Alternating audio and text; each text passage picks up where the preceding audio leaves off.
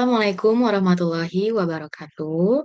Perkenalkan, saya Meida Anggraini dengan NPM 12112513455 kelas D7, program studi Magister Manajemen.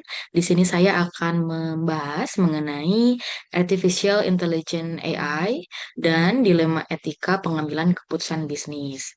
Studi kasus ini yaitu implementasi AI dalam pengambilan keputusan pelayanan rumah sakit. Sebelumnya, mengapa saya memilih kasus atau topik ini? Pembahasan ini penting menurut saya karena penggunaan AI di sektor kesehatan tidak hanya berkaitan dengan efisiensi dan kecepatan pelayanan saja, tetapi juga menyangkut beberapa aspek yaitu keadilan, transparansi, akuntabilitas, serta perlindungan hak pasien. Dengan demikian, saya sangat tertarik untuk mendalami dan membahas tentang topik ini.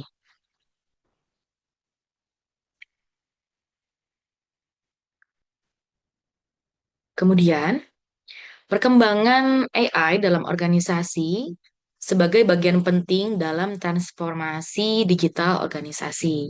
AI juga membantu dalam perusahaan serta beberapa lembaga, termasuk pada tempat kerja saya juga, yaitu Badan Lembaga Kedinasan Pemerintah, dalam mengolah data dalam jumlah yang besar, menemukan pola, membuat prediksi, serta memberikan rekomendasi untuk mendukung dalam pengambilan keputusan. Dalam sektor kesehatan sendiri, AI mulai digunakan untuk membantu diagnosis, memprediksi kondisi pasien, mengatur sumber daya rumah sakit, dan meningkatkan efisiensi pelayanan. Namun, manfaat tersebut juga diikuti oleh berbagai resiko etika. Dengan demikian, AI menjadi bagian dari transformasi digital organisasi, membantu analisis data dalam pengambilan keputusan, kemudian banyak juga digunakan dalam sektor kesehatan, dan memberikan manfaat efisiensi, tetapi memiliki resiko etika. Nah, kemudian permasalahan utama yang sering muncul, yaitu diantaranya ada bias algoritma, kurangnya transparansi dalam proses pengambilan keputusan, kemudian tidak adanya audit terhadap sistem AI, serta potensi diskriminasi terhadap kelompok tertentu. Dengan demikian, implementasi AI tidak dapat hanya dilihat dari kemampuan teknologinya, tetapi juga harus dilihat dari dampaknya terhadap manusia itu sendiri.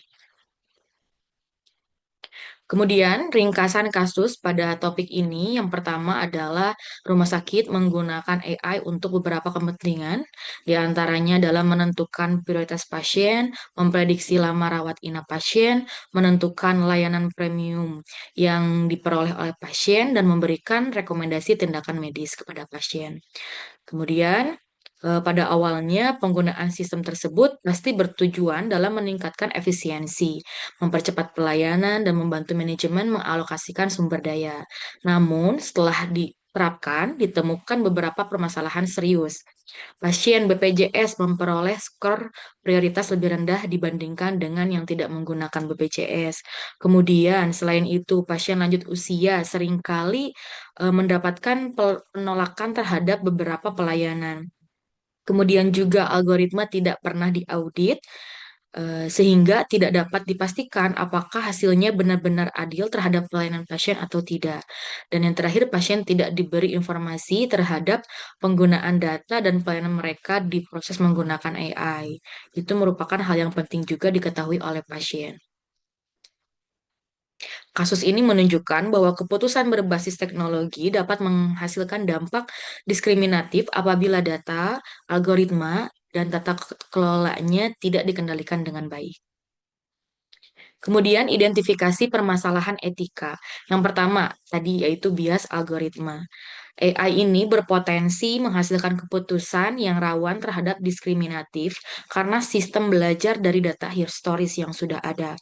Apabila data sebelumnya telah mengandung ketimpangan, khawatirnya AI tersebut akan mengulang bahkan memperkuat ketimpangan tersebut.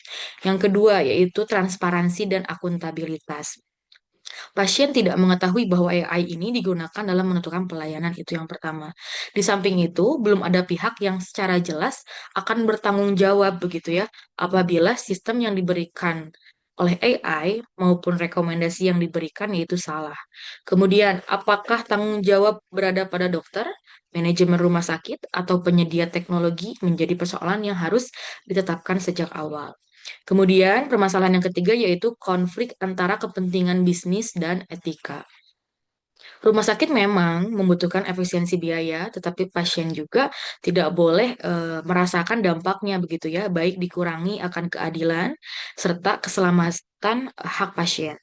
Keputusan pelayanan kesehatan harus tetap berdasarkan kebutuhan medis, by name, by pasien, kemudian bukan hanya pertimbangan dari aspek ekonomi saja. Nah, kemudian analisis teori etika dan manajemen. Kasus ini dapat dianalisis melalui beberapa pendekatan. Yang pertama yaitu dari perspektif AI ethics. Sistem AI harus memenuhi beberapa prinsip. Yang pertama itu ada fairness, transparency, dan accountability. Nah, kita akan membahas mengenai fairness dulu. Fairness ini berarti sistem tidak boleh membedakan pasien berdasarkan status ekonomi, usia, atau jenis pembiayaan secara tidak adil yang akan mempengaruhi terhadap kualitas pelayanan pasien tersebut. Kemudian yang kedua yaitu transparansi. Berarti proses dan alasan keputusan AI harus dapat dijelaskan terlebih di awal sebelum pelayanan dilakukan. Sementara itu, untuk accountability berarti harus terdapat pihak yang jelas akan bertanggung jawab atas keputusan dan juga nanti ke depannya berdampak terhadap kondisi pasien tersebut. Kemudian kita akan melihat dari analisis teori etika dan manajemen dari bisnis ethics. Nah, organisasi tidak boleh hanya mengejar efisiensi dan hanya keuntungan saja. Rumah sakit memiliki tanggung jawab sosial. Karena mengapa? Karena keputusan yang dibuat akan berkaitan langsung dengan kesehatan dan keselamatan manusia, begitu ya. Dan yang ketiga, kita melihat dari stakeholder teori. Pasien sebagai stakeholder utama ditempatkan begitu ya, yaitu sebagai pemangku kepentingan utama. Oleh karena itu, ke- kepentingan pasien harus menjadi dasar dalam setiap keputusan.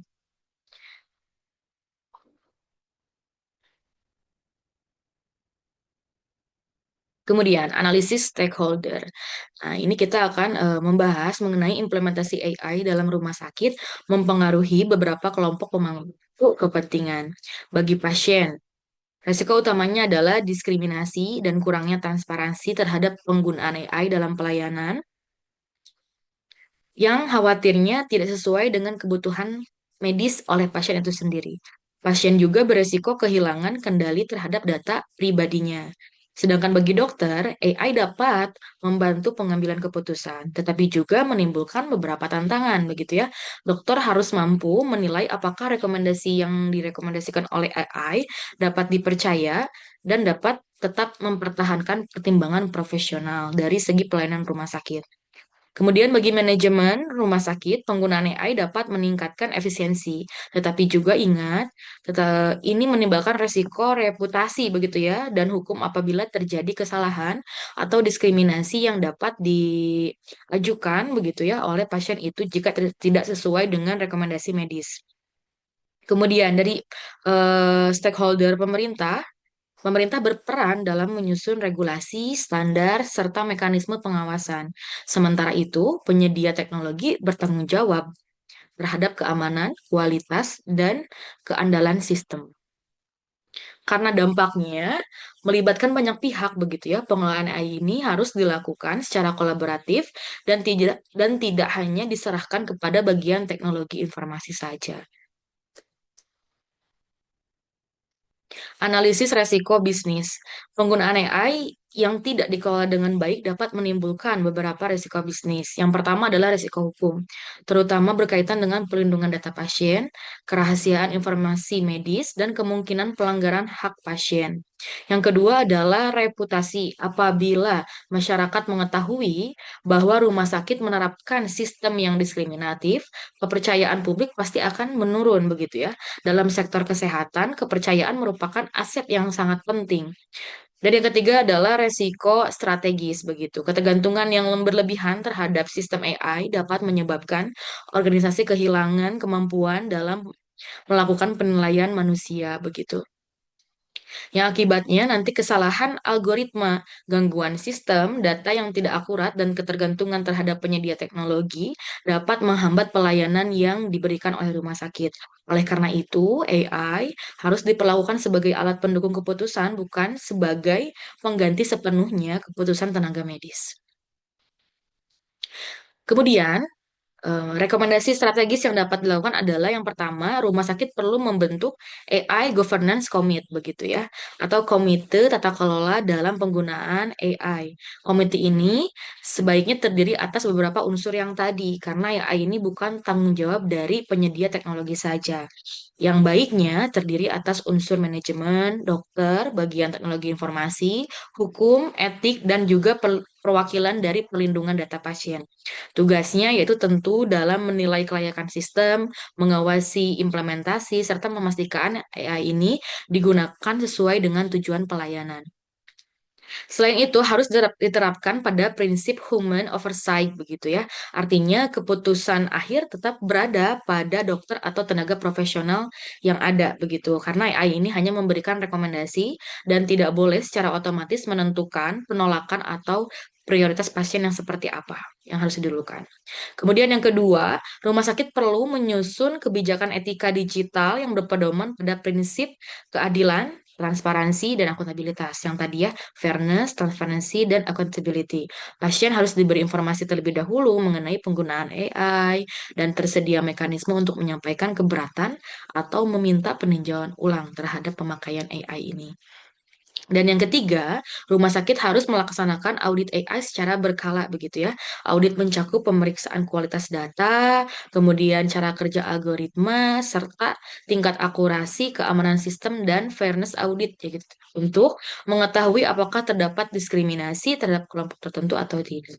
Melalui langkah rekomendasi strategis tersebut, inovasi teknologi tetap dapat berjalan tanpa mengabaikan hak dan keselamatan pasien. Dengan demikian, dapat kita simpulkan bahwa AI memberikan manfaat yang sangat besar begitu ya bagi organisasi, khususnya dalam meningkatkan efisiensi, kecepatan analisis, dan kualitas dalam pengambilan keputusan. Namun, manfaat tersebut harus disertai dengan tata kelola yang bertanggung jawab. Efisiensi bisnis tidak boleh mengorbankan keadilan, keselamatan, dan hak pasien. Rumah sakit tetap memiliki kewajiban moral dan hukum untuk memberikan pelayanan berdasarkan kebutuhan medis dari setiap pasien. Oleh karena itu, pendekatan responsible AI menjadi strategi yang paling tepat atau yang paling terbaik karena responsible AI ini merupakan teknologi sebagai alat pendukung manusia dengan memperhatikan keadilan, transparansi, akuntabilitas, keamanan data, dan pengawasan manusia. Dengan menggunakan prinsip tersebut, harapannya rumah sakit dapat memperoleh manfaat teknologi sekaligus menjaga kepercayaan terhadap masyarakat untuk menentukan pelayanan mereka.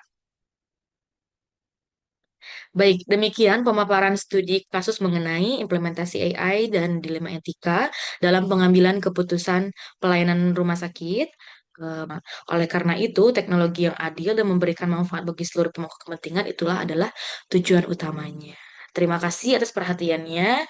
Mohon maaf bila ada kesalahan dalam penyampaian kata atau tindakan yang kurang berkenan. Saya Meida Anggreni pamit undur diri. Wassalamualaikum warahmatullahi wabarakatuh.